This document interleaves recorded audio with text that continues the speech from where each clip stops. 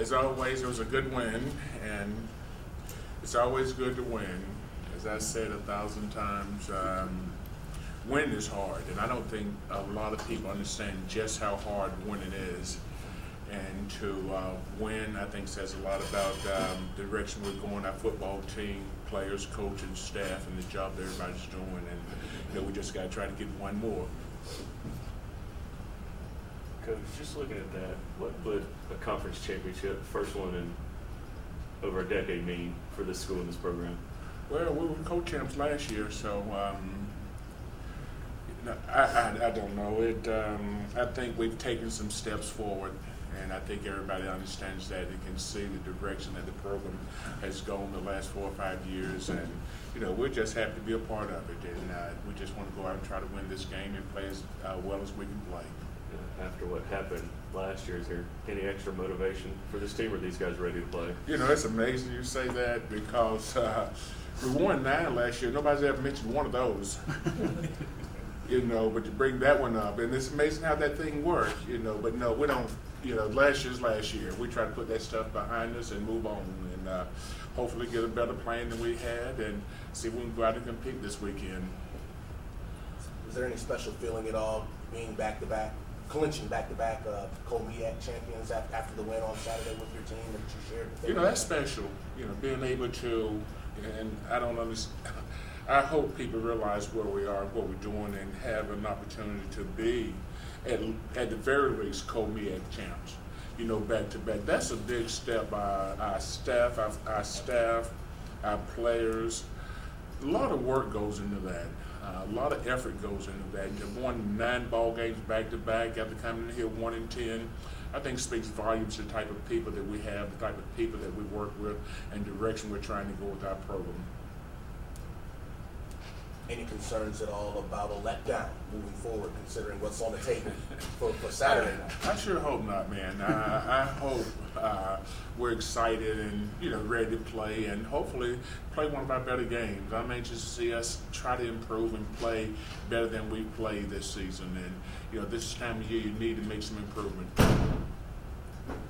NCCU got off to a little bit of a slow start this season, but they seem to have gotten better and better as the season has progressed. What type of team do you think that will be coming into Aggie Stadium on Saturday? A good football team. They've done a good job.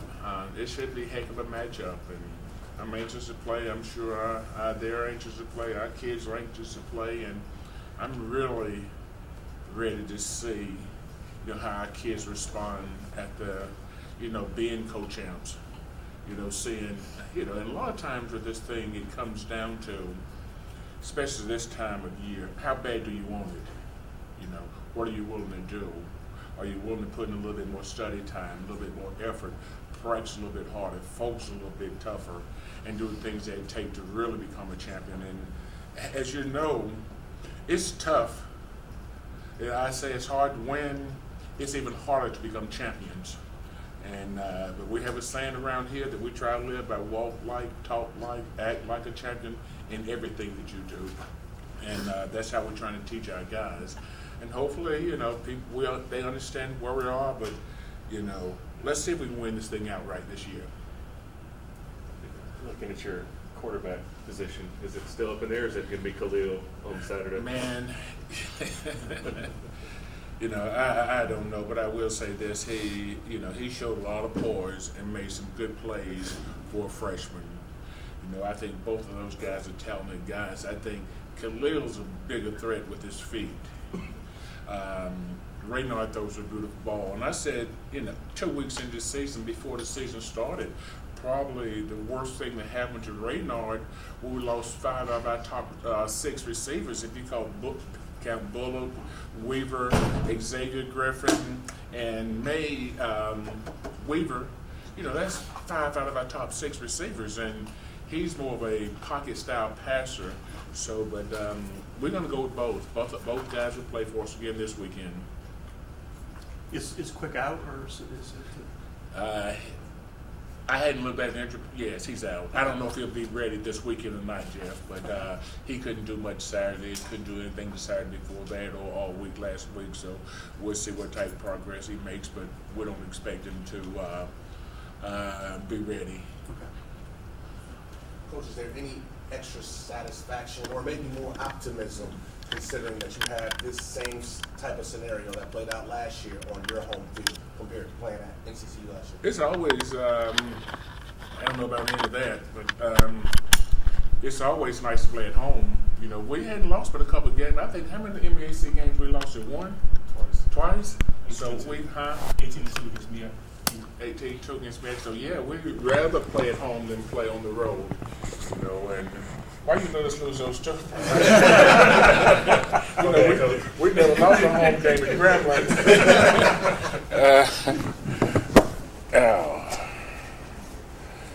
How about the fans, as far as what it would mean to them to win this game in front of them, the way the Eagles got to celebrate last year in front of their fans, you know, clinching a share of it or whatever? I mean, that's got to be some extra motivation, right? Yeah, you know, our fans have been really good and really supportive. You know, we go to South Carolina State and they turn out in numbers, and they've been very supportive of what we do. But the most important thing for us and me at this point is our football team. You know, trying to get those guys focused and winning for each other first, and then everybody else can join in on the joy. But the main thing is just try to take care of each other right now, and let's just try to win this game. And whoever want to jump on the bandwagon and enjoy it, let's go. You know, but we're not trying to win it for them. You know, we're trying to win it because that's what we do. We're a football team. We're football coaches. They're football players. So we're just trying to win the ball game, not for anybody, but for everybody. What do you remember most about last year's game, Coach, other than the fact that you lost? Well, see, there you go. You've been in here 11 weeks. You ain't mentioned one of the games we won last year. Now you're coming here talking about losing. Why is that? Now, we won 9 of them. How many times have you mentioned one game that we won? How many? How many? How many? How many? How many? I'm trying to think. I have to think back, Coach. I have to think. I'm trying to remember how many you lost last year. Huge many. Okay. Yeah, but I mean, because but why you mentioned that one? Because I know. I'm just kidding. I know you are. I know you are. What sticks out in your mind when you think back? Getting beat, you know, having an opportunity to win the conference championship outright and not being able to get the job done, and felt like we lost. As they say in our world, we left a lot of meat on that bone. You know, that we had some plays we thought we could have made, and you know, but give Central credit, they fought. You know, and they end up winning the ball game. So hopefully we'll be a little bit better prepared this year, and hopefully we'll play better this year.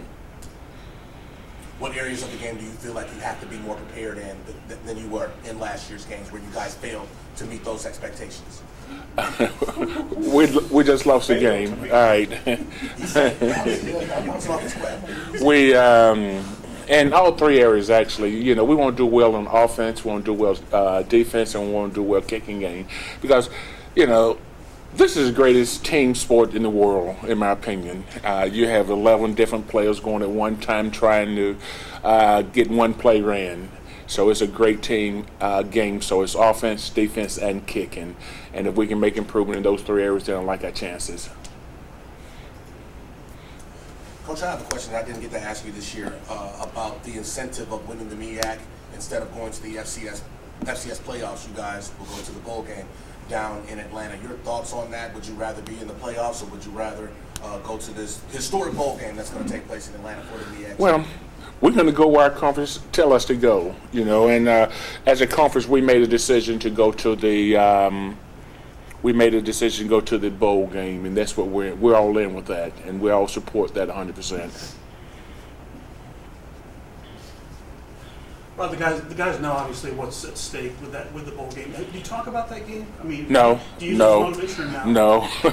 No, we don't do that, Jeff. Mm-hmm. You know, we try to say, maybe I should, you know, but out of all these years, we try to stay focused on now, because if they start thinking about a bowl game, maybe they won't think about those proper steps they need to take. Maybe they won't think about the hip roll they need to get. Maybe they won't think about that hand placement they need to get. Maybe they won't think about that follow through. So we want them thinking about things that can actually help them. Mm-hmm. You know, thinking about the bowl can't do anything for us. It can't help us in any way, in any form at this point in time. So we need to focus on what's at hand, and that's preparation, because I truly believe winning is in the preparation.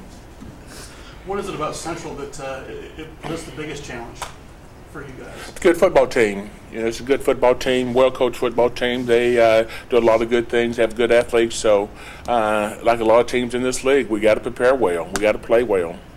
Is there one aspect of their offense? Is it stop the run? Quarterback is good. The Quarterback is really good. But, we're not going to change it. Doesn't matter who we play. Our number one priority is going to be it. It's not just this game. It's how we built our program. It's stop the run. That's the number one principle in our program, stop the run. Did Carter play up to your expectations Saturday? I thought he did some good things. I would like to. He had a couple of drop passes and he had a couple of throws that could have been a little bit better. But overall, I thought he performed fairly well for a freshman. For anybody, he played decent. Second time out, and he can only get better. But this kid has something about him. He has that little it factor that you talk about sometimes. It's that one bad snap in the end zones gives you a complete story on who he is. When it could have been a safety, he got the ball, had sense enough to throw the ball out of bounds, and not getting a touch, giving up a touchdown or safety. That's how he's made up. He's able to make plays like that. How nervous did you get when they scored and pulled within a one score of you before the kick return? I thought we had pretty much control of the game. We just made too many mistakes. I mean, that was totally unlike us. We didn't play as well as I had hoped that we would play in that game. We had 5 critical mistakes in the kicking game. We had a punt that was blocked. We had a bad snap that we dropped the punt. We had an extra point that was blocked.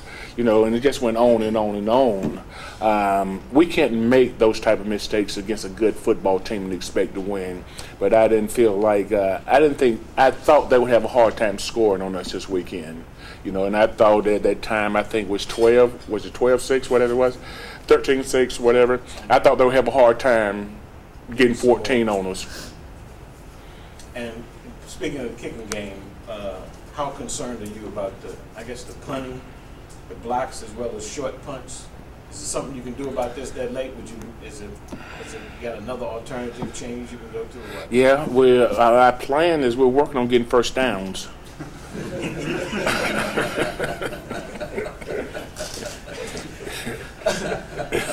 guess maybe you would have to punt. That's the point.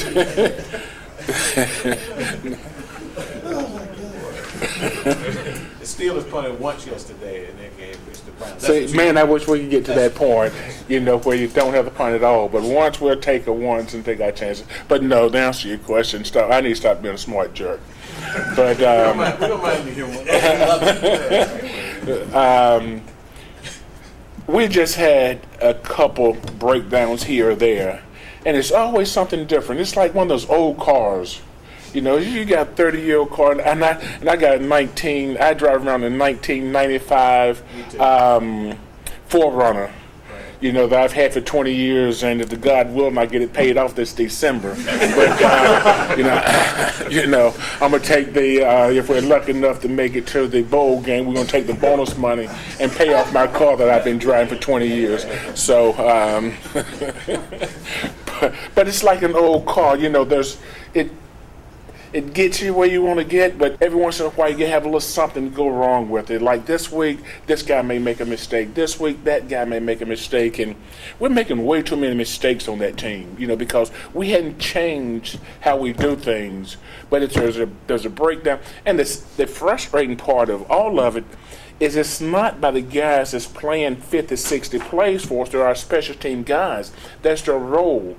And to have those guys not to be focused on what they're doing is frustrating sometimes. So I'm going to fire them all, And we're going to get we're going to go with our starters. We're going to put some guys out there to take this thing and can do what we ask them to do. Maybe that's why they're special team guys, it should have been in the regular rotation because we made way too many mistakes on those teams.